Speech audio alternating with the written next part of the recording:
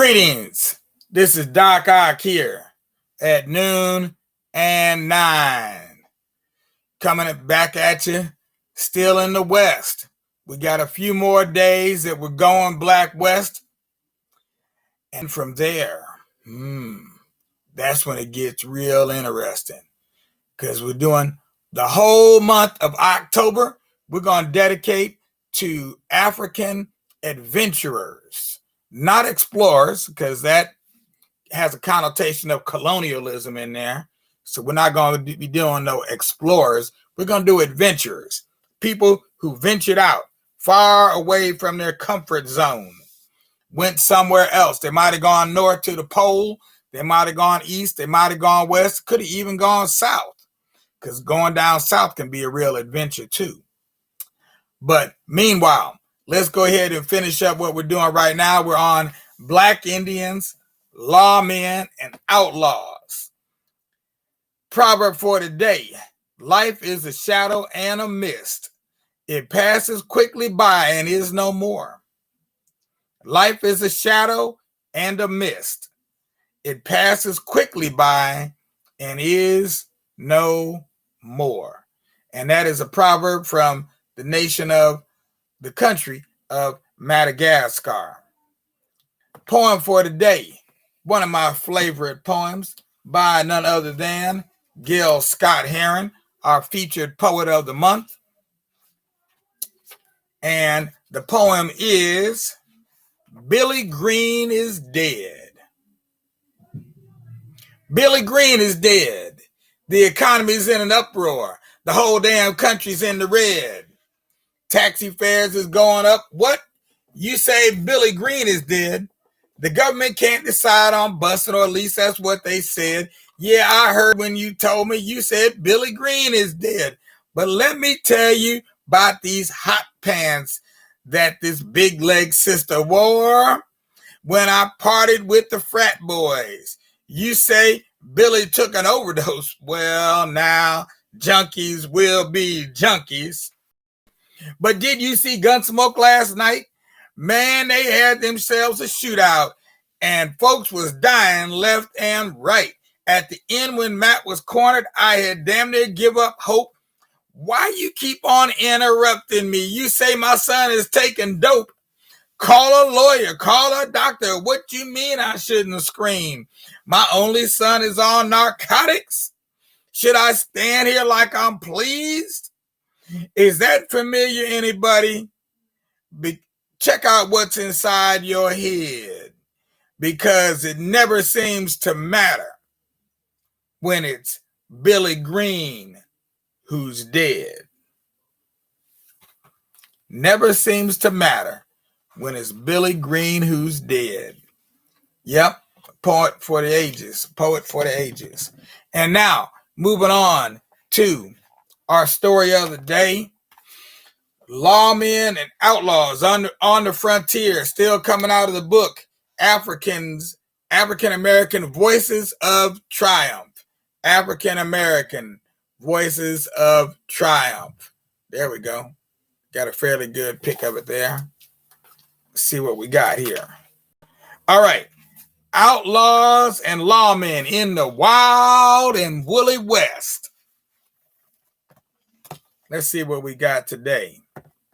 I'm putting these glasses back on. Well, you know what? These letters are pretty big. I think I can do it without. No, better put them on.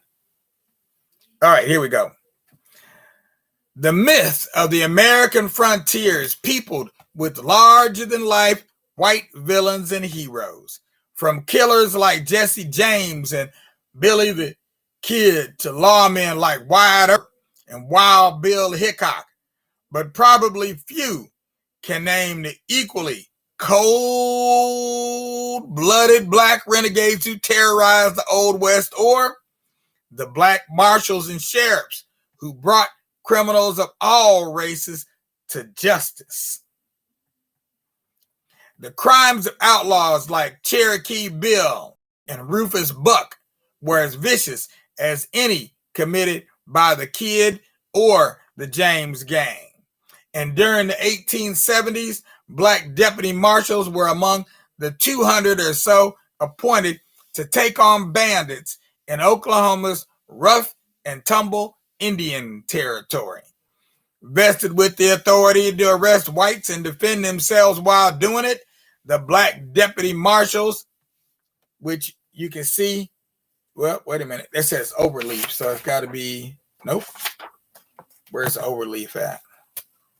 Oh, black deputy marshals. That's on this page over here. Here we go, here. Black deputy marshals. Right? You can see one. That's Bass Reeves. You've seen him before up here. Bass Reeves. And then here's a whole crew of white and black deputies on horses and posse men. And then you see one over here, looks like a Keystone Cop with that big old hat on his head. All right. So where was I at? These black deputy marshals pitted their wits and strength against the meanest outlaws in the West in their efforts to safeguard the plains. So now we got a few examples here. We got the Rufus Buck Gang. See the Rufus Buck Gang? And I'm not sure which one of them is Rufus. They don't tell me here.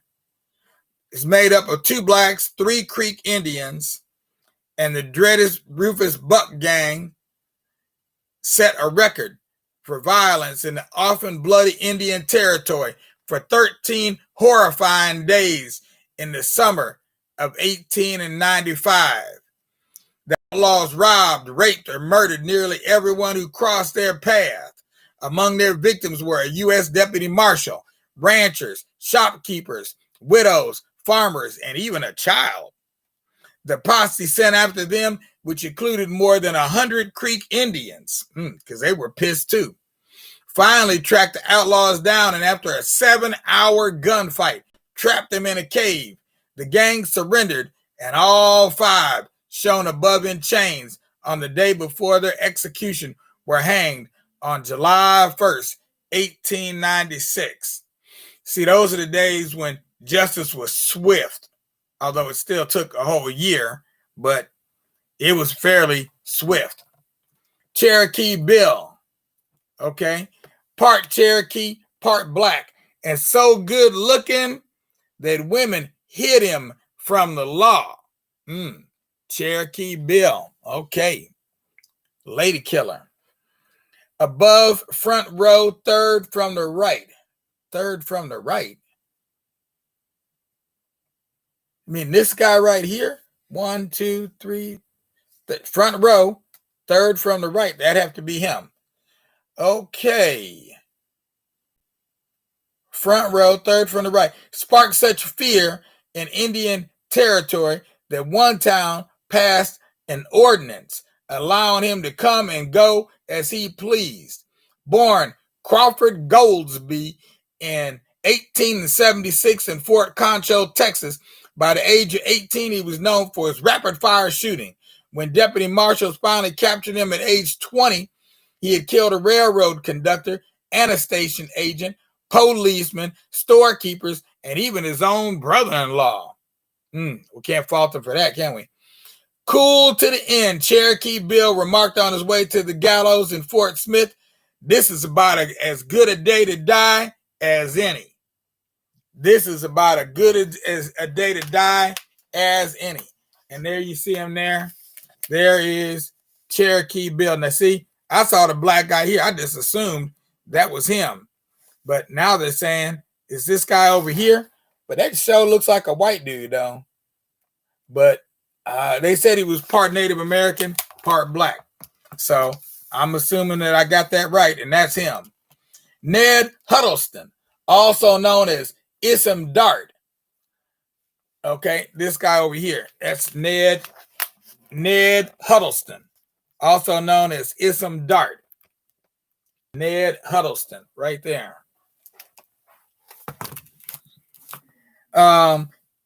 He discovered early his talent for thieving. Born a slave in Arkansas in 1849, he was made to forage for Confederate soldiers, and after the Civil War, he rustled horses and livestock in Colorado. He came close to death or imprisonment several times, but on each occasion was saved by pure luck and once by his own kindness. When a deputy sheriff was hurt while transporting him to jail, Huddleston took the man to a hospital, then turned himself in. Impressed, the jury let him go. His luck ran out at age 51 when a gunman shot him in the back. Now, if he lived to be 51 back in those days, he was an old man. Okay? Yeah, that was older than LeBron. You know he old. And then Ben Hodges. Now, Ben Hodges, he just looks super mean. Look at that look on his face. Ben Hodges. Look at him. He looked like he would shoot you and then cut your heart out and eat it. Okay? Ben Hodges. Yeah, he didn't look like nobody to play with. Although his tombstone memorializes him as a self-styled desperado, Ben Hodges' weapons as cards and a silver tongue. Not the shotgun he holds in the photo below. A notorious cattle thief, forger, card shark, and confidence man, Hodges operated out of Dodge City, Kansas. He claimed to be from an old Spanish family, a story he made use of in a land swindle, but was actually the son of a black father and a Mexican mother. When he died in 1929 at age 73, he was buried near other cowboys. Explained to pallbearer, we wanted him where they could keep an eye on him. They buried him where they could keep an eye on him. That's pretty funny. Yeah, that's a bad man. That's a bad man. Okay, now, so we went through the Outlaws. I showed you some pictures of the U.S. Deputy Marshals, but I'm going to save the rest of the information for tomorrow, and we'll talk some more about these deputy marshals. Right. We'll talk about these deputy marshals. And then on our last day, I think it's our last day. What do we got? Tuesday. Today's Tuesday. Wednesday. Yeah. We'll probably be able to start it maybe tomorrow and then finish up on these black towns, havens in the West. And I got a whole book here. I had it here. I don't know if I still got it there or not. Nope, I took it upstairs. But I do have a book around here on one of those black towns by the name of Allensworth, California. Now, I don't know how much we'll get to talk about that, but we will talk about how these black towns were formed and where they were at and if they're still around anymore. And we'll get to talking about that kind of stuff because in the end, black people have been looking for what I call self-determination. That's what our struggle has been. Whether you're talking about Martin Luther King or whether you're talking about Malcolm X, both of them did want something similar. Marcus Garvey, too. It was a struggle for self-determination, not a struggle for human rights. You could say, not a struggle for civil rights. You could say it was a struggle for human rights, but overall, it's a struggle for self-determination, the ability to do what you want to do, name yourself, define yourself. And that part's really important because the power to define is the power to control. So we still have to deal with that, being able to define ourselves. That's why I will never be a person of color unless you can define what color I am. And brown ain't it. I'm just black straight through and through. Because when people see me, that's what they see. They see a black man, a brown man. People don't make all those distinctions. All right. But at any rate, I'm getting off my soapbox and moving on to back into the office to do some more research. So I'll be ready for tomorrow's live stream because this is Doc Ock at noon and 9 signing off. We'll be black here tonight at 9. Look for us then. We'll make sure you leave with a grin from your ear to your chin. In the meanwhile, check out some of these people that we've talked about already. You can look them all up. Issam, Dart, Cherokee, Bill, Who was the other one we mentioned? It was one more. Rufus Buck. Rufus Buck.